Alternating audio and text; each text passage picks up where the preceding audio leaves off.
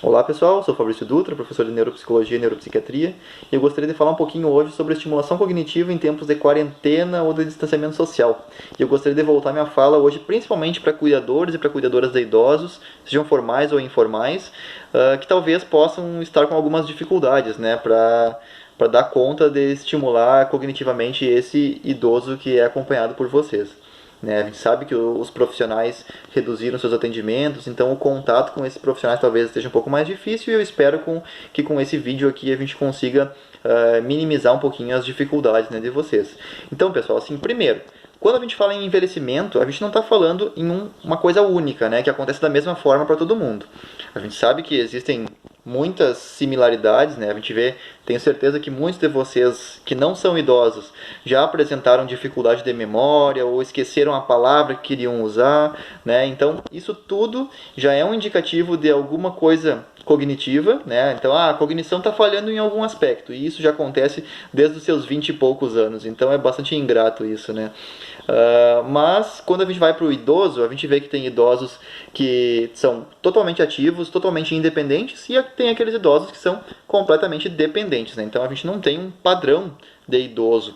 E o que é comum entre todo mundo, né? Idosos, adultos, crianças, é que todo mundo tem cognição. Quando a gente fala em cognição, a gente também não está falando em uma coisa só. Né? A gente está falando em várias coisas. Então, que coisas são essas? São diversas funções cognitivas ou diversos domínios cognitivos. Então, a cognição é formada por pelo menos 6 domínios cognitivos. E esses domínios eles são relacionados entre si, mas eles são domínios distintos. Então, eles são coisas diferentes, mas eles possuem uma relação muito íntima entre si. O primeiro desses domínios é a atenção geral, é o domínio da atenção geral. Então, quando a gente pensa em um idoso, normalmente a gente pensa naquela pessoa que apresenta algum grau de lentidão para desempenhar suas tarefas, né, comparando com um adulto jovem. A gente também pensa numa pessoa que ela tem mais dificuldade de manter o foco, de manter a atenção em uma tarefa, né, por mais tempo. E também, muitas vezes, a gente observa que os idosos eles apresentam alguma dificuldade de lidar com vários estímulos ao mesmo tempo. Então não conseguem mais desempenhar mais de uma tarefa, ou eles não lidam muito bem com o ambiente quando tem vários estímulos, tem muito barulho, tem muita luz, né? Então, isso é todas essas manifestações envolvem a atenção geral. Então, o que a gente fala? Que o ideal para o idoso é que ele tenha um ambiente que seja tranquilo para ele. Então, que tenha menos barulho, que tenha menos estímulo, que ele tenha mais tempo para fazer as suas atividades, que ele não seja exigido da mesma forma como ele era exigido anteriormente, quando ele era jovem, por exemplo. Isso, de forma geral, funciona muito bem, mas existe um risco. Opa, como assim? Que risco é esse? Quando a gente protege demais o idoso, fornece um ambiente que não tenha muito estímulo, que não tenha nenhum desafio para esse idoso, o cérebro dele começa a ficar preguiçoso. Então, é o que a gente chama de neuroplasticidade ou plasticidade cerebral. O que é isso? A plasticidade cerebral é a capacidade que o nosso cérebro tem de se modificar, de criar novas conexões. Isso é um aprendizado de forma geral, a gente cria novas conexões cerebrais. E como que a gente cria novas conexões? A partir de desafios.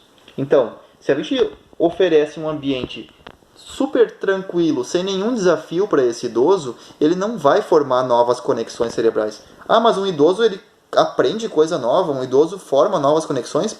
Claro que sim. A gente segue aprendendo até morrer. Então a gente sempre aprende, a gente sempre forma novas conexões cerebrais. Então é importante que a gente dê desafios para esse idoso.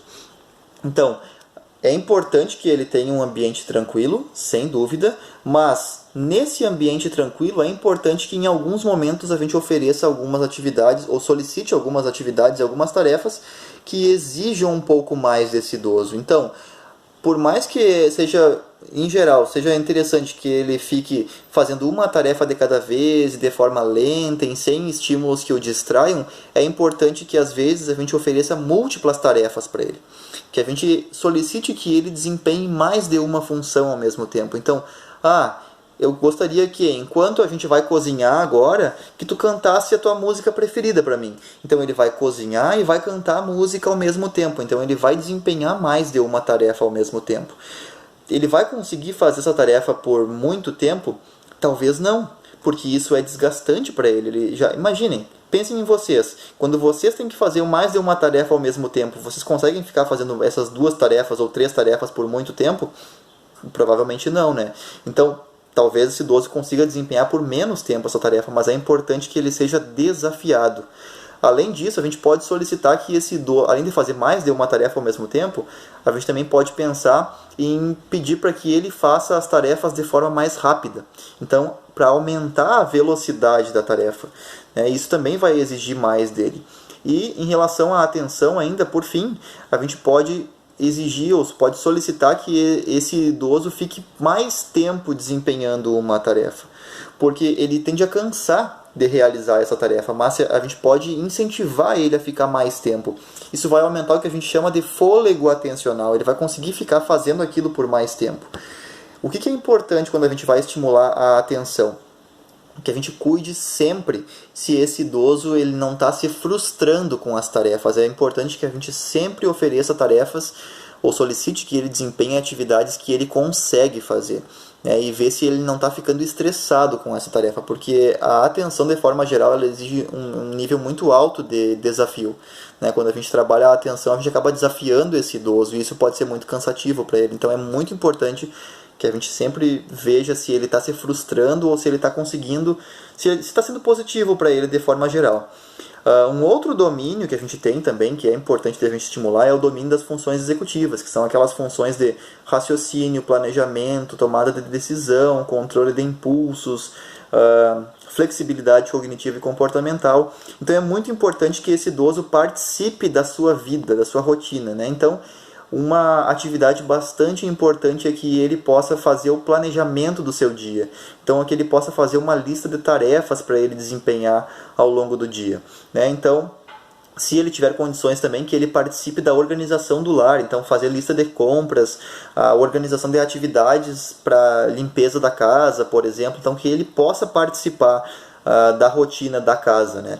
E também é importante que, mesmo que ele não tenha condições de participar ativamente, que ele esteja minimamente orientado, ou seja, é bem importante que ele saiba quando ele está, né? Então, como assim quando ele está? Usem calendários, pessoal, isso é bem importante. Então é importante que ele saiba se é dia de semana, se é fim de semana, se é dia, né, se é manhã, se é tarde, se é noite. Então mostrem para ele se está claro lá fora, se está escuro lá fora. Por mais que a gente não possa sair, é importante que a gente mostre para o idoso qual é o turno do dia, por exemplo, né? Quando a gente vai planejar, por exemplo, o dia, é muito importante que esse idoso tenha uma rotina. Então, ele acorda, faz a higiene, toma o café da manhã, lê o jornal, aí depois almoça, depois dorme. Então é importante que tenha essa rotina. Porém, todo dia é importante que tenha uma coisa diferente na rotina. Lembrem que eu falei antes, não dá para a gente oferecer sempre os mesmos estímulos para essa pessoa. A gente precisa oferecer estímulos diferentes. Então é importante que a gente possa colocar uma coisa nova na rotina dele. Ele vai sempre fazer a mesma sequência de coisas ao longo do dia. E isso é importante para orientar esse idoso. Mas à tarde, depois que ele acorda, por exemplo, sempre vai ter a hora da novidade. Então, vai ser assistir um filme, vai ser a sessão cinema da semana. Ou então vai ser a hora a hora do jogo, a hora da conversa, a hora de ver fotos. Mas é importante que tenha uma novidade. Então, façam um planejamento para o dia, organizem a rotina do dia, mas também organizem uma novidade para ser incluída ou inserida em cada um dos dias. Então, um outro domínio que é bastante importante é o da aprendizagem e da memória. Então, sempre dialoguem com esse idoso, conversem bastante com ele, peçam para que esse idoso conte sobre a novela, por exemplo, né? Se ele ou ela gosta de assistir novela. Então, o que aconteceu na novela hoje? Ou então, não fiquem só no hoje, peçam o que aconteceu na novela ontem. Ou então, se vocês não assistem novela, dificultem um pouco mais. Falem, eu nunca assisti essa novela, não estou conseguindo entender. Me explica o que está acontecendo. Quem é esse personagem? Quem é essa personagem? Qual é a relação entre eles? Façam perguntas e interajam, mas lembrem sempre de priorizar os interesses desse idoso. Não adianta vocês perguntarem sobre novela para esse idoso se o interesse dele é música, se o interesse dele é jornal, né, ele não vai saber o que está acontecendo na novela. Então sempre priorizem os interesses desse idoso. Além disso, é uma oportunidade excelente agora, esse período de lockdown, né, de confinamento, de distanciamento social, para que vocês revejam as memórias desse idoso. Então, como assim? As memórias autobiográficas, que são as experiências pelas quais essa pessoa passou. Né? Então, vão lá, busquem lá no fundo do baú as fotografias que esse idoso tem e peçam para ele contar a história dele. Aproveitem também, né, para vocês conhecerem as histórias desse idoso, dessa pessoa, né? Então, o livro de memórias, que a gente chama, né, aproveitem para investigar melhor, né, com mais detalhes, a sua história.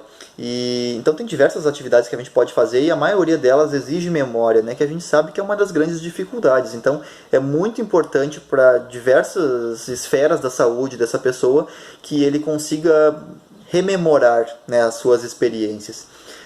Além disso, além desses domínios, a gente tem o domínio da linguagem, que está bastante relacionado com o domínio da memória. Então, se esse idoso tem condições, é muito importante que a gente incentive a leitura e a escrita. A linguagem, ela não tem a ver só com fala, né? A leitura e a escrita, elas também fazem parte da linguagem. E a leitura, inclusive, é uma das atividades que mais estimula a plasticidade cerebral, que eu falei anteriormente, né? Então, é uma das atividades que mais estimula a atividade do cérebro, né? A conexão, o aumento da conexão entre os neurônios, né? Que são as células do cérebro.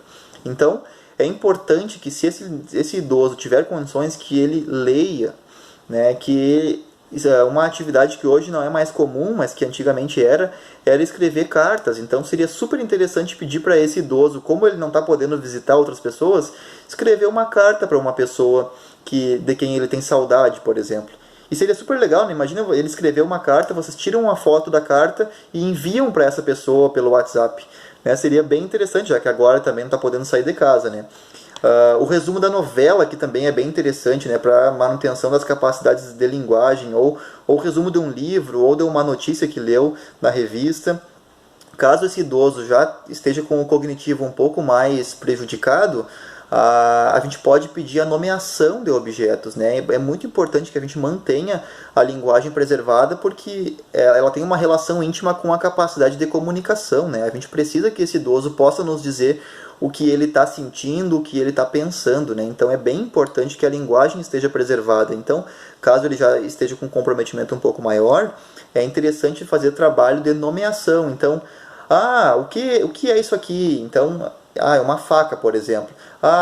Muitas vezes eles não conseguem recordar o nome, mas eles sabem para que serve, né? Então eles falam, é aquela coisa que a gente usa para cortar o bife. Eles falam muitas vezes, né? E não vem o termo faca. Então a gente pode dar uma dica. Então, isso, né? A gente concorda. Isso aqui é o que a gente usa para cortar o bife. E o nome disso é dá a dica, né? Inicia, e aí o idoso completa. Então é muito importante que a gente trabalhe a manutenção da linguagem também. Existe um outro domínio cognitivo ainda, que é o domínio perceptomotor, né, que envolve as capacidades sensoriais ou perceptivas e também as capacidades motoras. Então, pessoal, aqui é muito importante que se estimule a realização de exercícios físicos. E a gente vai ter, né, um outro vídeo para falar sobre a estimulação física do idoso. E é fundamental. Juntamente com a leitura, são as duas atividades que mais estimulam a plasticidade cerebral. Então, não tem outra atividade ou outras atividades melhores que o exercício físico e a leitura. Tá? Então, adaptem o exercício físico. Entrem em contato com profissionais, fisioterapeutas, terapeutas ocupacionais, professores de educação física, para buscarem orientações específicas sobre exercício físico, que é fundamental para o idoso com perdas. Eu estava misturando perdas com prejuízos, com perdas cognitivas. Além disso, pessoal, estimulem essa pessoa a realizar atividades domésticas, né, caso ela tenha condições. Então, lavar a louça, cozinhar, limpar a casa, sempre estimulem essa pessoa a fazer essas atividades. Essas atividades, elas são excelentes, porque a pessoa, quando está desempenhando essas atividades, ela está reativando aqueles programas motores. O que é isso, Fabrício? Ela está repetindo aqueles hábitos, aqueles atos motores que ela estava acostumada a desempenhar ou a realizar anteriormente. Além disso, ela vai ter contato com objetos e superfícies quentes e frias, com diferentes texturas, com diferentes sons, né? Então é bem importante que esse idoso tenha esse tipo de estímulo. Então, estímulos sensoriais distintos, né? E outro ponto bem importante que vale inclusive para aqueles idosos que são mais comprometidos, pessoal, variem o ambiente em que esse idoso está. É muito importante que ele tenha informações sensoriais diferentes vindas de ambientes diferentes. Como eu falei anteriormente, exponham esse idoso à luz do sol. Ele precisa saber que é dia. Ele não pode ficar só no quarto. Se ele tiver a possibilidade, coloque... ele é acamado, por exemplo. Bom, ok, coloca ele em posições diferentes, em lugares diferentes, olhando para objetos diferentes, para direções diferentes. Então variem os estímulos. Se vocês puderem colocar ele em cômodos diferentes, coloque em cômodos diferentes. E por fim, pessoal, existe um sexto domínio, que é o domínio da cognição social. Então, o que a gente tem hoje? A gente tem uma excelente oportunidade para apresentar a tecnologia para muitos desses idosos. Existem diversos vídeos, e eu acho que é super interessante vocês buscarem, de idosos tendo contato com chamada de vídeo pela primeira vez. Então, aqueles idosos que conseguem falar pela primeira vez pelo WhatsApp, ou pelo Skype, ou pelo Zoom, ou pelo Google Hangouts, com algum familiar, com outra pessoa conhecida ou com um amigo. Então é muito interessante, eles não acreditam no que está acontecendo, né? Eles ficam super empolgados quando eles conseguem ver na tela a outra pessoa que está à distância. Então, ofereçam isso para esse idoso. Todo mundo, a imensa maioria das pessoas hoje, tem um smartphone e usa o WhatsApp.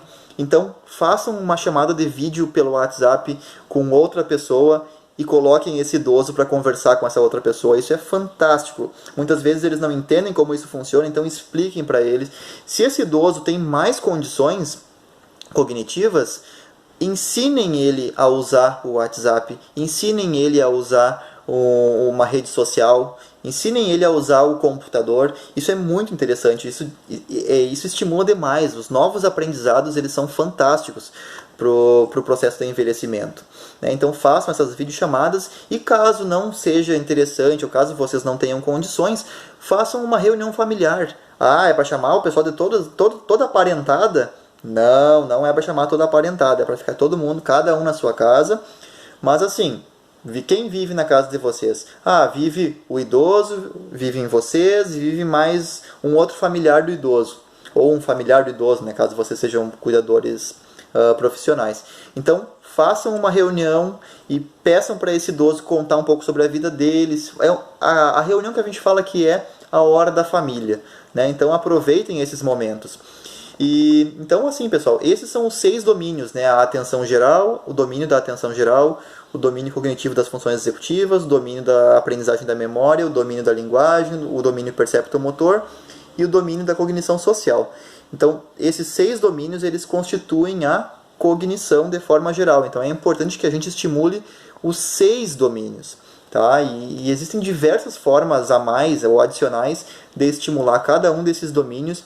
Existem inúmeros jogos, vocês podem buscar na internet, pessoal, tem diversas dicas. Agora, nesse período de confinamento, de quarentena, várias pessoas publicaram vários vídeos sobre quais jogos utilizar, como utilizar cada um dos jogos, das atividades, das brincadeiras. O que é importante sempre levar em consideração? Quais são os interesses desse idoso e como esse idoso está respondendo a essas atividades. Então, tem que ser uma atividade, independente de ser jogo ou ser qualquer outra atividade, que faça sentido para esse idoso, tá? E que não gere frustração nesse idoso. Esse período de confinamento, de distanciamento social, ele tem aumentado bastante os índices de ansiedade e de depressão. Não apenas em idosos, mas nas populações em geral. E no idoso não é diferente, né? Então é importante que a gente sempre fique de olho bem aberto para ver se, além dessas alterações cognitivas, esse idoso não está apresentando manifestações de ansiedade, de depressão ou de algum transtorno psiquiátrico específico, né? Então é bem importante que a gente sempre fique de olho E então fique de olho nas emoções, não só na cognição do idoso, mas nas emoções também. Então, o idoso está mais quieto que de costume, ele está mais triste, ele está mais fechado, ele está falando menos, ele está mais agitado, ele está mais preocupado, ou ele não está mais preocupado como ele era. Então, se tiver qualquer mudança no humor, a gente chama também de afeto, né? Se tiver uma mudança nas emoções, no humor, nos afetos, então abram o olho, busquem profissionais. Um ponto importante, pessoal, diversos profissionais eles continuam atuando pela internet, tá? Então vários profissionais, os psicólogos, por exemplo, eles já eram autorizados pelo Conselho de Psicologia, né, que é o órgão que regulamenta a profissão do psicólogo no Brasil. Os psicólogos já eram autorizados a atender pela internet. E agora, em função da pandemia, né, da Covid, outros profissionais também foram autorizados a atender pela internet. Então, a gente tem fisioterapeutas, terapeutas ocupacionais, os psicólogos que já eram autorizados, os fonoaudiólogos. Então, esses profissionais hoje, eles já estão autorizados a prestar atendimentos pela internet. Então, se vocês tiverem qualquer dificuldade, seja para realizar a estimulação cognitiva desse idoso, ou para realizar a estimulação física, ou se estiverem percebendo alguma alteração emocional, ou se observarem qualquer alteração significativa e importante nesse idoso, não esqueçam, pessoal, contatem algum profissional da confiança de vocês e peçam orientações. Esses profissionais agora estão autorizados a atender pela internet. Certo, pessoal? Eu espero que esse vídeo tenha colaborado de alguma forma com vocês e espero que vocês consigam dar conta, né, de fazer a estimulação cognitiva do idoso que vocês acompanham agora nesse período. E, por fim, espero que esse período de quarentena ou confinamento ou distanciamento social termine o mais brevemente possível para que as rotinas de todos nós voltem ao normal assim que possível. Certo, pessoal? Forte abraço para vocês, então, até mais.